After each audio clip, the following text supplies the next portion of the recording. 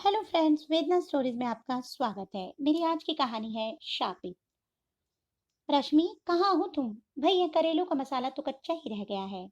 फिर थोड़ी देर रुककर भूपिंदर हंसते हुए बोला, सतीश जी, जिस दिन कुक नहीं आती है ऐसा ही कच्चा पक्का खाना बनता है। ये सब बातें करते करते भूपिंदर यह भी भूल गया था कि आज रश्मि कोई नई नवेली दुल्हन नहीं है, बल्कि सास बनने वाली है। और आज जो खाने की मेज पर मेहमान बैठे हैं, वे उसकी होने वाली बहू के माता पिता हैं। खाने का जायका खराब हो गया था। खाने के बाद भूपिंदर सतीश को लेकर ड्राइंग रूम में चला गया तो पूनम मीठे स्वर में रश्मि से बोली, खाना बहुत अच्छा बना था और लगा भी बहुत सलीके से था, परंतु लगता है भाई साहब कुछ ज्यादा ही परफेक्शनिस्ट हैं। रश्मि की बड़ी बड़ी शरबती आंखों में आंसू दरवाजे पर ही अटके हुए थे। उन्हें पीते हुए धीरे से बोली, पूनम जी, पर मेरा आदित्य अपने पापा से एकदम अलग है। हम आपकी सोनाक्षी को कोई तकलीफ नहीं होने देंगे। पूनम अच्छी तरह समझ सकती थी कि रश्मि के मन पर क्या बीत रही होगी। आदित्य और सोनाक्षी दोनों रोहिणी के जयपुर गोल्डन हॉस्पिटल में डॉक्टर हैं। दोनों एक दूसरे को पसंद करते हैं, जैसे कि आजकल होता है। परिवार ने उनकी पसंद पर सहमति की मोहर लगा दी थी। आज विवाह की आगे की बातचीत के लिए पूनम और सतीश आदित्य के घर खाने पर आए थे। भूपिंदर का यह रूप उन्हें अंदर तक हिला गया था। आदित्य का गुस्सा भी उनसे छिपा नहीं था। रास्ते में पूनम से रहा नहीं गया तो सतीश से बोली, सब कुछ ठीक है, पर क्या तुम्हें लगता है कि आदित्य ठीक रहेगा अपनी सोनाक्षी के लिए? उसके पापा उसकी मम्मी को कितना बेइज्जत करते हैं। लड़का वही देखकर बड़ा हुआ है। मुझे तो डर है कि कहीं आदित्य भी सोनाक्षी के साथ ऐसा ही व्यवहार न करे। सतीश बोला, देखो, हम सोनाक्षी को सब बता देंगे। उसकी जिंदगी है, फैसला भी उसी का होगा। उधर रश्मि को लग रहा था कि कहीं भूपिंदर के व्यवहार के कारण सोनाक्षी और आदित्य के व्यवहार में रुकावट न आ जाए। आदित्य सोनाक्षी के मम्मी पापा के जाते ही भूपिंदर पर बरस पड़ा। क्या जरूरत थी आपकी सोनाक्षी के मम्मी पापा के सामने ऐसा व्यवहार करने की? भूपिंदर बोला, घर मेरा है, मैं जो चाहे करूं। इतनी ही दिक्कत है तो अलग रह सकते हो। तभी आदित्य ने दरवाजे पर खटखट की तो रश्मि मुस्कुराते हुए बोली, अंदर आजा, खटखट क्यों कर रहा है? आदित्य बोला, मम्मी पापा का यह व्यवहार और तुम्हारा चुपचाप सब सहन करना मुझे अंदर तक आहत कर जाता है। आज मैं सोनाक्षी के मम्मी पापा के सामने आंख भी नहीं उठा पाया हूँ। गुलाम बनकर रखा हुआ है उन्होंने हमें। रश्मि आदित्य के सिर पर हाथ फेरते हुए बोली, आदित्य, शिखा तेरी छोटी बहन तो गोवा में मेडिकल की पढ़ाई कर रही है और तू बेटा शादी के बाद अलग घर ले लेना। आदित्य बोला, मम्मी और आप, मैं क्या इतना स्वार्थी हूँ कि आपको अकेला छोड़कर चला जाऊंगा? रश्मि उदासी से बोली, मैं तो शापित हूँ इस सांप के लिए बेटा, पर मैं बिल्कुल नहीं चाहती कि तुम या सोनाक्षी ऐसे डर के साथ जिंदगी व्यतीत करो। आदित्य का हॉस्पिटल जाने का समय हो गया था। आज उसकी नाइट शिफ्ट थी। फिर रश्मि आंखें बंद करके सोने का प्रयास करने लगी, पर नींद थी कि आंखों से कोसों दूर। आदित्य की शादी की उसके मन में कितनी उमंगें थी, मगर वो अच्छी तरह जानती थी कि हर बार गहने कपड़ों के लिए उसे भूपिंदर के आगे हाथ फैलाना पड़ेगा। भूपिंदर कितनी लानत भेजेगा और साथ ही साथ वह यह भी जोड़ेगा कि उसने आदित्य की मेडिकल की पढ़ाई में 25 लाख खर्च किए। रश्मि का कितना मन करता था कि वह अपनी पसंद के कपड़े ले, परंतु भूपिंदर ही उसके लिए कपड़े खरीदता था, क्योंकि उसके हिसाब से रश्मि को तमीज ही नहीं है अच्छे कपड़े खरीदने की। रश्मि के वेतन की पाई पाई का हिसाब भूपिंदर ही रखता था। जब कोई भी रश्मि के कपड़ों की तारीफ करता तो भूपिंदर छूटते ही बोलता, मैं जो खरीदता हूँ, अन्यथा यह तो दलिद्री ही खरीदती और पहनती है। रिश्तेदारों और पड़ोसियों को लगता था कि भूपिंदर जैसा शाह खर्च कौन हो सकता है, जो अपनी बीवी का वेतन उसके गहने कपड़ों पर ही खर्च करता है। आजकल के जमाने में ऐसे पतियों की कमी नहीं है, जो अपनी पत्नी के वेतन से घर चलाते हैं। रश्मि कैसे समझाए किसी को? गहने कपड़ों से अधिक महत्व सम्मान का होता है। यह जरूर था कि भूपिंदर अपने काम का पक्का था, इसीलिए दिन दुगनी और रात चौगुनी तरक्की कर रहा था। इस तरक्की के साथ साथ उसका अहम भी सांप के फन की तरह फुफकारने लगा था। शादी के कुछ वर्षों के बाद ही रश्मि के कानों में भूपिंदर के अफेयर की बातें पड़ने लगी थी। पर जब भी अलग होने की सोचती तो आदित्य और शिखा का भविष्य दिखने लगता। कैसे पढ़ा पाएगी वह उन दोनों बच्चों को? दिल्ली जैसे शहर की इस विकराल महंगाई में नालायक ही सही, पर सिर पर बाप का साया तो होगा। रश्मि के हथियार डालते ही भूपिंदर उस पे और हावी हो गया था।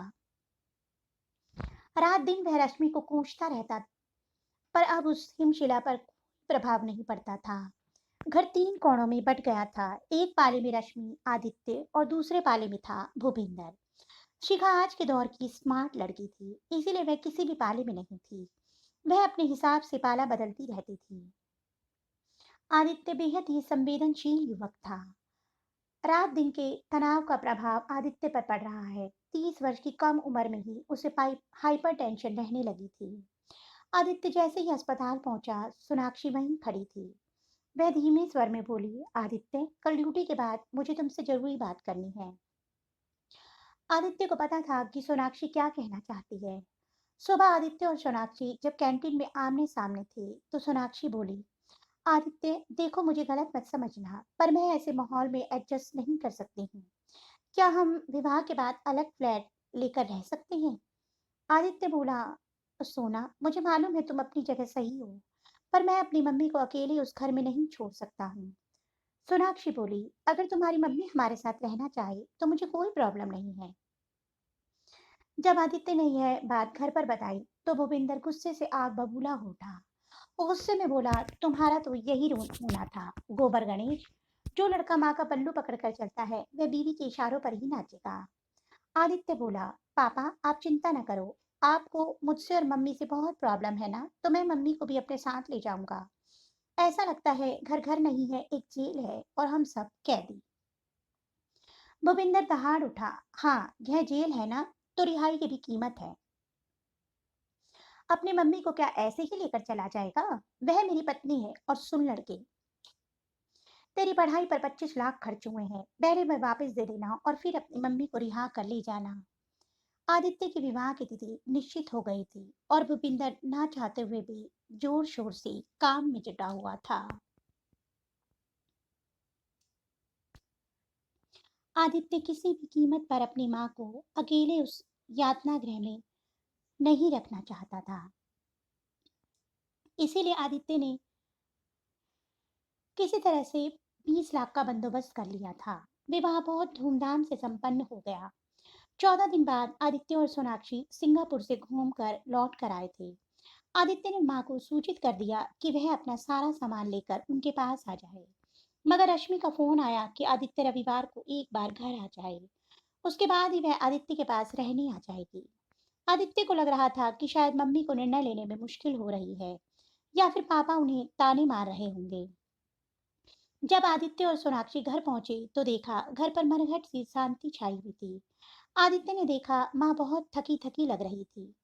आदित्य बोला, मम्मी, कमाल करती हो, तुम आज भी पापा के कारण निर्णय नहीं ले पा रही हो। आप चिंता मत करो, मैंने 20 लाख का बंदोबस्त कर लिया है। रश्मि बोली, बेटे, तेरे पापा को 5 दिन पहले लकवा मार गया था। रात दिन वह बिस्तर पर ही रहते हैं। अब बता, उन्हें ऐसी स्थिति में छोड़कर कैसे आ सकती हूँ? और तुम लोगों से बात करे बिना मैं भूपिंदर को लेकर तुम्हारे घर कैसे आ सकती थी? इससे पहले आदित्य कुछ कहता, सोनाक्षी बोल उठी, मम्मी, आप यहीं रहिए, हमारा फ्लैट तो बहुत छोटा है, पापा की अच्छी तरह देखभाल नहीं हो पाएगी। हम एक के बजाय दो नर्स ड्यूटी पर लगा देंगे। फिर मम्मी, मैं घर पर भी हॉस्पिटल जैसा माहौल नहीं चाहती हूँ। आदित्य बोला, मम्मी, नर्स का इंतजाम मैं कर दूंगा, आप चलो यहाँ से, बहुत कर लिया अपने पापा के लिए। रश्मि बोली, आदित्य बेटा, तू मेरी चिंता मत कर, पर मैं भूपिंदर को इस हाल में छोड़कर नहीं जा सकती हूँ। आदित्य बोला, मम्मी, कब तक तुम पापा के कारण जिंदगी से दूर रहोगी? रश्मि बोली, बेटा, तू खुश रह, मैं तो इस साथ के लिए श्रापित हूँ। पहले मानसिक यातना भोगती थी, अब अकेलापन भोगने के लिए शापित हूँ। आदित्य बोला, मम्मी, यह शापित जीवन आपने खुद ही चुना है अपने लिए। सामने खुला आकाश है, पर आपको इस पिंजरे में रहना ही पसंद है। कहकर आदित्य 20 लाख मेज पर रखकर तीर की तरह निकल गया। तो दोस्तों, आपको मेरी कहानी कैसी लगी, कमेंट बॉक्स में अवश्य बताइएगा। जल्दी एक नई कहानी के साथ मिलूंगी, तब तक के लिए बाय बाय।